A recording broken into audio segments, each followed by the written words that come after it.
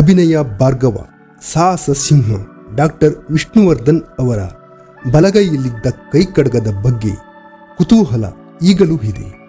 ಆ ಕೈಕಡಗವನ್ನು ವಿಷ್ಣು ಅವರಿಗೆ ಕೊಟ್ಟಿದ್ದು ಯಾರು? ಪ್ರತಿ ಸಿನಿಮಾದಲ್ಲೂ ಈ ಕಡಗವನ್ನು ಯಾಕೆ ಧರಿಸುತ್ತಿದ್ದರು ಮತ್ತು ಯಾವ ಸಿನಿಮಾದಿಂದ ಕೈಕಡಗವನ್ನು ಧರಿಸಲು ಆರಂಭಿಸಿದರು? ವಿಷ್ಣು ಅವರ ನಿಧನದ ಬಳಿಕ ಈ ಕೈಕಡಗ ಎಲ್ಲಿ ಹೋಯಿತು ಎಂಬ ಕುತೂಹಲದ ಮಾಹಿತಿಯನ್ನು ತಿಳಿಯೋಣ. ವಿಷ್ಣುವರ್ಧನ್ ಅಭಿನಯದ ಪ್ರತಿ ಚಿತ್ರದಲ್ಲೂ ಅವರ ಕೈಗೆ ಕಡಗ ಇರುವುದು ಎಲ್ಲರಿಗೂ ತಿಳಿದಿರುವ ವಿಷಯ. ಆದರೆ ಒಂದು ಚಿತ್ರದಲ್ಲಿ ಈ ಕೈಕಡಗವನ್ನು ಧರಿಸಿಕೊಂಡಿರಲಿಲ್ಲ. ಆ ಚಿತ್ರವೇ ಗುರು ಶಿಷ್ಯರು. ಯಾಕೆ ಈ ಸಿನಿಮಾದಲ್ಲಿ ಕೈಕಡಗವನ್ನು ಧರಿಸಿರಲಿಲ್ಲ ಅಂತ ನೋಡುವುದಾದರೆ, ಆ ಚಿತ್ರವು ಪೌರಾಣಿಕ ಹಿನ್ನೆಲೆಯ ಕಥಾ ಹಂದರವಿರುವುದರಿಂದ ಕೈಕಡಗವನ್ನು ಧರಿಸಿಕೊಂಡಿರಲಿಲ್ಲ. ವಿಷ್ಣುರವರು ಧರಿಸುತ್ತಿದ್ದ ಕೈಕಡಗ ಅಭಿಮಾನಿಗಳಿಗೆ ಒಂಥರ ಆಕರ್ಷಣೆಯನ್ನು ಉಂಟು ಮಾಡುತ್ತಿತ್ತು. ಇದನ್ನು ಸ್ಟೈಲ್ ಆಗಿ ವಿಷ್ಣುವರ್ಧನ್ ರವರು ಬಳಸಿಕೊಳ್ಳುತ್ತಿದ್ದರು. ಆದರೆ ಈ ಕೈಕಡಗ ವಿಷ್ಣು ಅವರಿಗೆ ಸಿಕ್ಕಿದ್ದಾದರೂ ಹೇಗೆ? ಇದಕ್ಕೆ ಒಂದು ಇಂಟ್ರೆಸ್ಟಿಂಗ್ ಆದ ಕಥೆಯೂ ಇದೆ.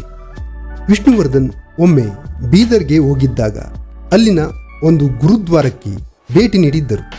ಆಗ ಅಲ್ಲಿಯ ಗುರುಗಳು ವಿಷ್ಣುವರ್ಧನ್ಗೆ ಒಂದು ಕಡಗವನ್ನು ನೀಡುತ್ತಾರೆ. ಆ ಕಡಗವನ್ನು ತೆಗೆದುಕೊಂಡು ಬಂದ ವಿಷ್ಣುವರ್ಧನ್ ಅದನ್ನು ದೇವರ ಮನೆಯಲ್ಲಿ ಇಟ್ಟು ಎಲ್ಲರಂತೆ ಪೂಜೆ ಮಾಡದೆ ತಮ್ಮ ಬಲಗೈಗೆ ಆ ಕಡಗವನ್ನು ಧರಿಸಿಕೊಳ್ಳುತ್ತಾರೆ.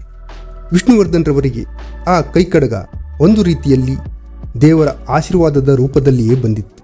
ಅಂದ ಹಾಗೆ ವಿಷ್ಣುವರ್ಧನ್ ರವರು 1980ರಲ್ಲಿ ತೆರೆಕಂಡ ಸಿಂಹ ಜೋಡಿ ಚಿತ್ರದಲ್ಲಿ ಈ ಕೈಕಡಗವನ್ನು ಮೊದಲ ಬಾರಿಗೆ ಧರಿಸಿ ಅಭಿನಯಿಸಿದ್ದರು.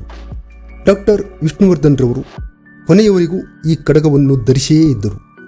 ಅದನ್ನು ಎಂದೂ ತೆಗೆಯುತ್ತಿರಲಿಲ್ಲ. ವಿಷ್ಣುರವರು ಇಹಲೋಕವನ್ನು ತ್ಯಜಿಸಿದ ಮೇಲೆ ಈ ಕಡಗ ಏನಾಯಿತು ಎಂಬ ಪ್ರಶ್ನೆಗೆ ಉತ್ತರವೂ ಇದೆ. ವಿಷ್ಣುವರ್ಧನ್ ಪುತ್ರಿ ಕೀರ್ತಿಯವರು ಈ ಕಡಗವನ್ನು ಜೋಪಾನವಾಗಿ ಇಟ್ಟಿದ್ದಾರೆ.